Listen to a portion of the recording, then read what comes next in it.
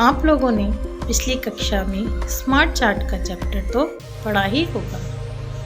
उसमें हमने different types के चार्ट के बारे में पढ़ा था। उसी से रिलेटेड चैप्टर है डाटा हैंडलिंग। इस चैप्टर में हम डिफरेंट टाइप्स के डाटा कलेक्शन के बारे में पढ़ेंगे। चैप्टर स्टार्ट करने से पहले हम डाटा क्या होता है उसे समझ लेते हैं। अ data is a collection of numbers gathered to give some information, यानी डाटा आंकड़ों का संकलन है जो कि हमें नंबर्स की जानकारी देता है। और हैंडलिंग का मीन्स होता है डाटा को रिकॉर्ड करना, ऑर्गेनाइज करना आदि। पिक्टोग्राफ डाटा को प्रेजेंट करने का एक तरीका है जिसको कि पिक्चर के थ्रू हम प्रेजेंट करते हैं।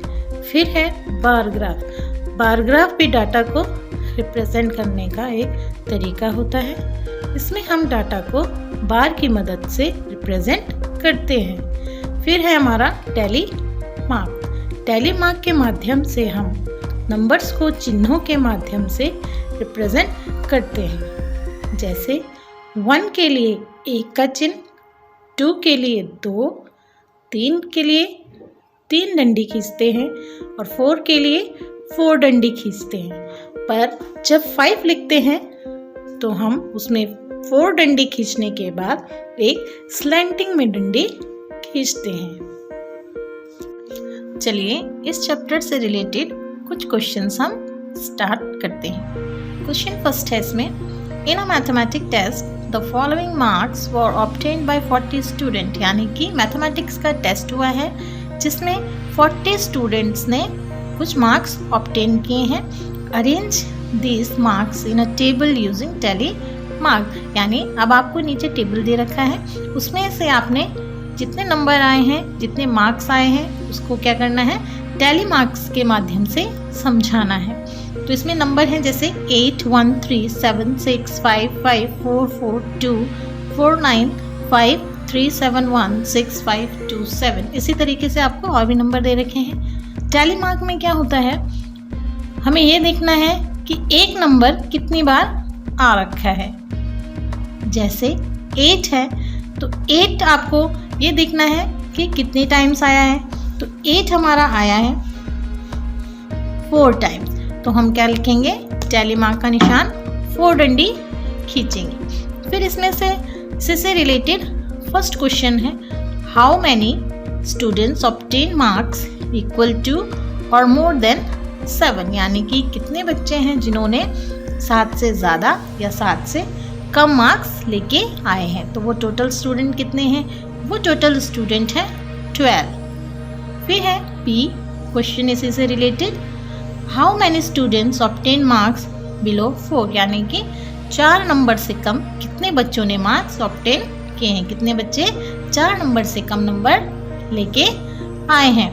तो वो है 8 स्टूडेंट्स।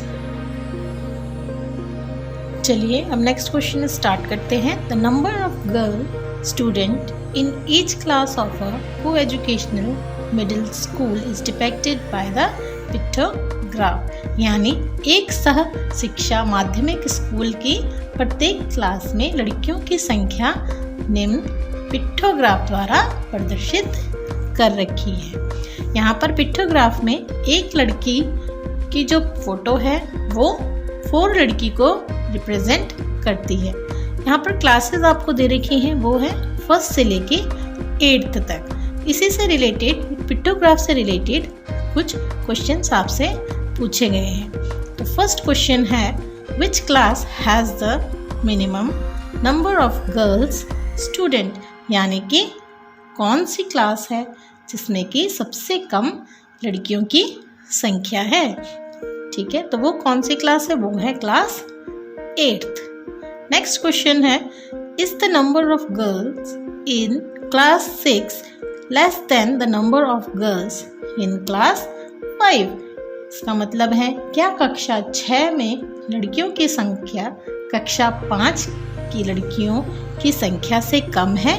तो यहाँ पर दिख रहा होगा जो क्लास 5 है उसमें जो लड़कियों की संख्या है वो है 10, और क्लास 6 में है 16, तो इसका आंसर क्या आएगा? नो, यानी कि नहीं है।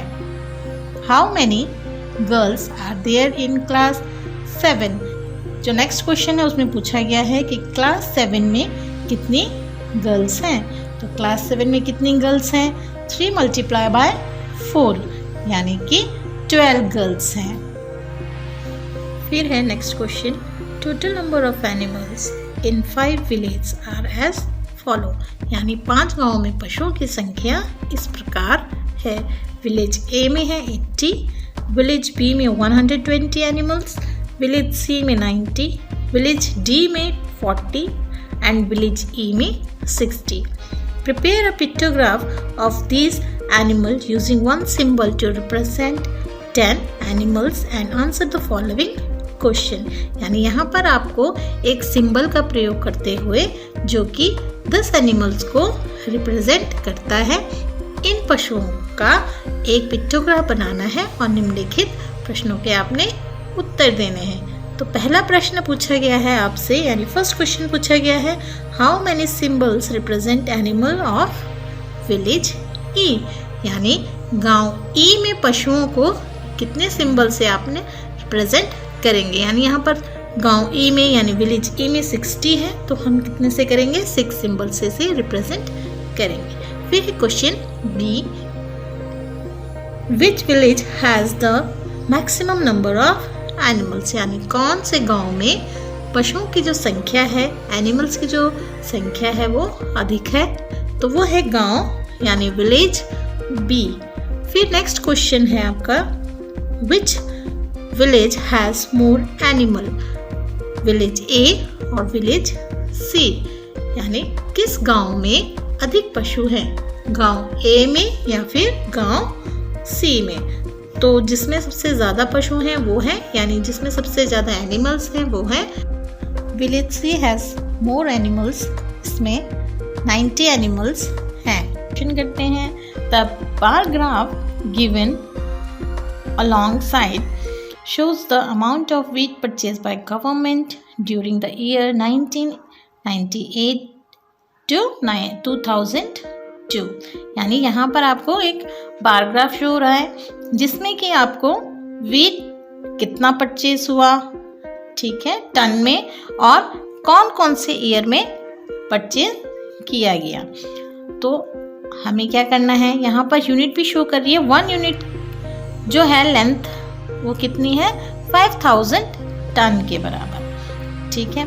अब इसी से रिलेटेड कुछ क्वेश्चंस हैं।